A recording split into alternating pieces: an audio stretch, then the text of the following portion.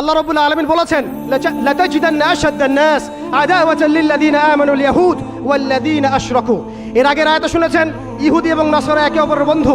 এই আয়াতে সূরা মাইদার এই 82 নম্বর আয়াতে আল্লাহ পাক বলেছেন যে আরো একটা কওম আছে, যেই কওম মুসলিমদের সাথে সবচেয়ে বেশি শত্রুতা পোষণ করে। এক নম্বর কওম হচ্ছে ইহুদি এবং দ্বিতীয় কওম হচ্ছে মুশরিকিন, যারা মুশরিক। আপনি দেখুন সারা ওয়ার্ল্ডে এখন ইসরায়েলের সবচেয়ে বড় বন্ধুরাষ্ট্র কারা? বলুন, ইসরায়েলের সবচেয়ে বড় বন্ধুরাষ্ট্র কারা? আপনার বাড়ির পাশে নব্য ইসরায়েল। আমরা বড় ইসরায়েল সম্পর্কে সচেতন আছি কম বেশি, কিন্তু আপনার ঘরের পাশেই নব্য ইসরায়েলে জন্ম হয়েছে, এই ব্যাপারে আমাদের সচেতনতা নাই।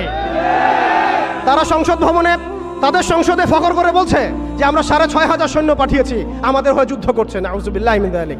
তার মানে আপনারা প্রমাণ করলেন। আচ্ছা বলেন, খ্রিস্টানদের সাথে না হয় তাদের সম্পর্ক আছে, তারা আহলে কিতাব, আপনাদের সাথে তাদের কি সম্পর্ক?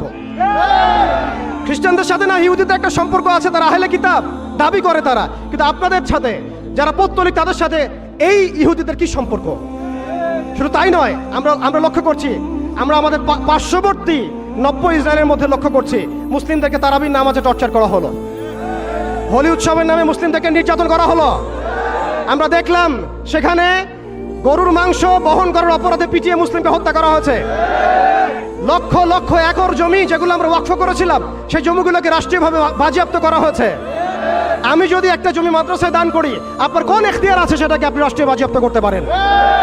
এখানে মানবতা কোথায়? এখানে গণতন্ত্র কোথায়?